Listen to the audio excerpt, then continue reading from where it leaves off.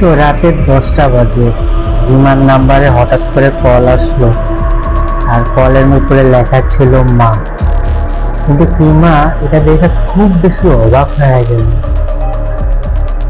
অবাক হওয়ার কারণ হচ্ছে যে তার মা গত সপ্তাহে মারা গেছে এবং তার মার লাশ তার গ্রামের বাড়ি নিজস্ব কবরস্থানের মধ্যে দাফন করা হয়েছে।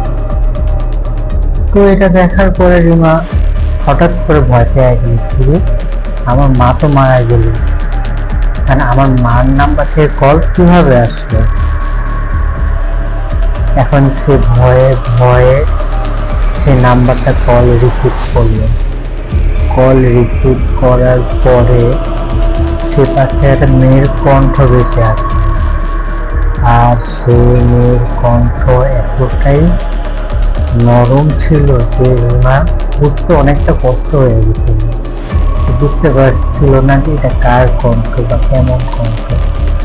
কথাগুলো খুব অজাপসা জাপসা ভাবে আসতেছিল, পুরোপুরি স্পষ্ট ভাবে আসতেছিল না।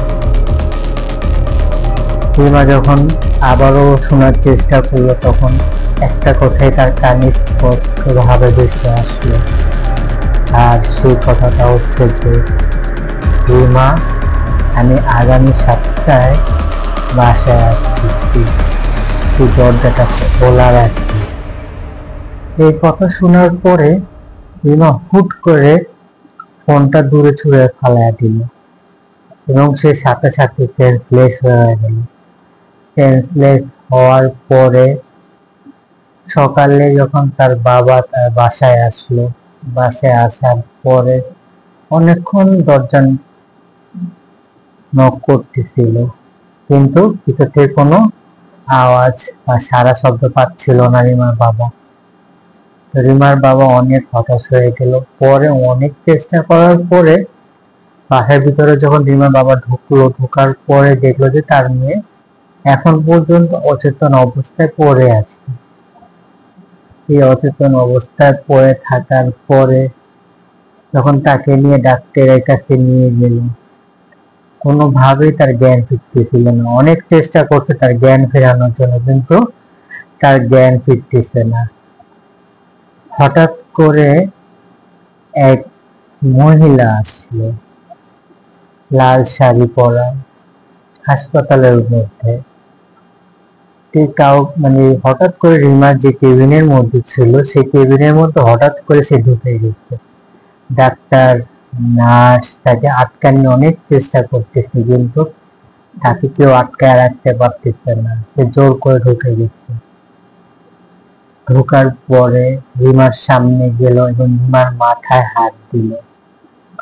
সাথে সাথে একটা অলৌকিক ঘটনা ঘটে গেল। রিমা হুট করে উঠে বসল। উঠে বসার পরে রিমা থরথরায় কাঁপতেছিল। রিমার বাবা তার চেহারা দেখার জন্য অনেক চেষ্টা করলো, কিন্তু দেখতে পারলো না। এবং রিমা বলতেছিল, তুমি কে? আমার মা তো মারা গেছে গত 1 সপ্তাহ আগে, তাহলে তুমি কে? তখন সেই লাল শাড়ি পরা মহিলাটি তাকে কণ্ঠস্বর আস্তে আস্তে করে বলল যে, আমি হচ্ছে তোর মা, যে গত 1 সপ্তাহ আগে মারা গেছি। কিন্তু আমার অনেক ইচ্ছা ছিল তোকে শেষবারের মতো দেখার, কিন্তু আমি তোকে দেখতে পারিনি, আমার কষ্ট, তাই আমি তোকে আজকে দেখার জন্য আসলাম। তোকে দেখার পরে আমার আত্মা শান্তি পাবে, আমি মুক্ত হয়ে যাব। এই কথা শোনার পরে রিমা হুট করে আবার সেন্সলেস হয়ে গেল। তখন ডাক্তার আর রিমার বাবা রিমাকে যখন দৌড়াদৌড়ি করে আবার ধরতে যাচ্ছিল, তখন হঠাৎ করে সেই মহিলা, লাল শাড়ি পরা মহিলাটা হঠাৎ করে গায়েব হয়ে গেল, তাকে আর খুঁজে পাওয়া যাচ্ছে না। তারপরে প্রায় দীর্ঘদিন রিমা অজ্ঞান অবস্থায়, অচেতন অবস্থায় হাসপাতালে ছিল।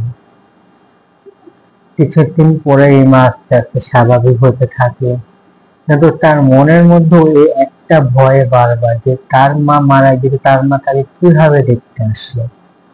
এটা তার ভিতরে অনেক কিছু ভয় কাজ করতেছিল।